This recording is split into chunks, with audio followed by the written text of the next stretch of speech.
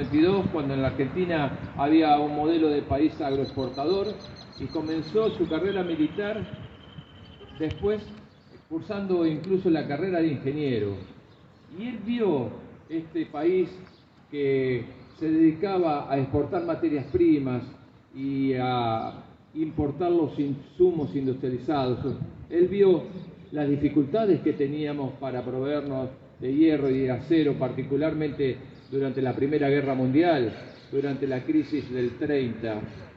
Y fue precisamente él el que, junto con un grupo de militares que sabían que a partir de 1939, con el inicio, el 1 de septiembre de la Segunda Guerra Mundial, el mundo iba a cambiar, fue el que ayudó e impulsó el desarrollo siderúrgico.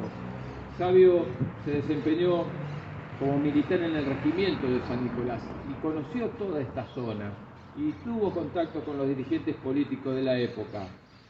Y fue precisamente él, como director general de fabricaciones militares, quien fue el alma matriz de la primera planta siderúrgica argentina, que fue en Alto Horno Zapla, en Palpalá, y rompiendo de esa manera el mito de que este país no podía producir hierro, no podía producir acero.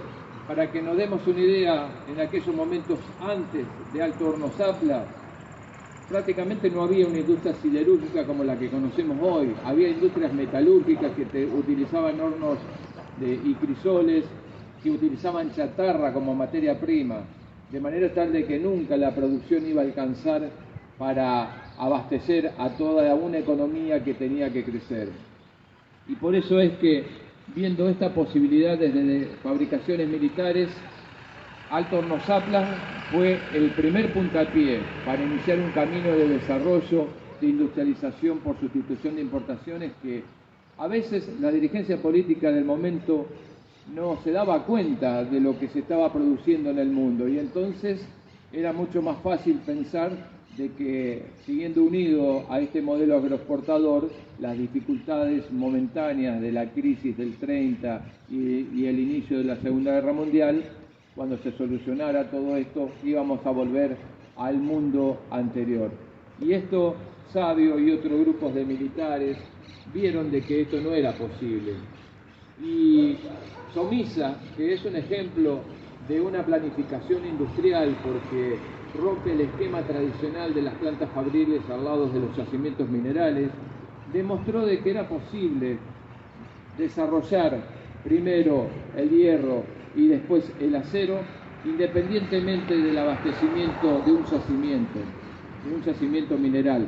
Y tuvo que enfrentar diversos inconvenientes que a veces eran producidos por los mismos países que nos abastecían el hierro y el acero y que no querían que nosotros tuviéramos una industria, porque al tener una industria dejábamos de ser sus clientes, y por eso de toda manera quisieron frenar un poco el desarrollo industrial argentino. Sabio muere un día como hoy en 1948 y no alcanza a ver materializada la instalación de la Sociedad Mixta Siderúrgica Argentina.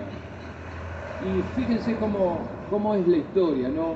En 1947 el plan de Sabio es aprobado por el Congreso, en 1948 él muere. Después, en la década del 50, empiezan tibiamente los trabajos de desarrollo de movimientos de suelos para la erradicación de Somisa en Punta Argerich, en el partido de Ramallo. Y recién en 1960 se produce la primera colada de radio, y en 1961 el acero. ¿Cuántos años pasaron para que Argentina comenzara a tener una segunda planta industrial que produjera acero y hierro y que definitivamente nos abasteciera de estos insumos, de estas manufacturas que comprábamos en el exterior?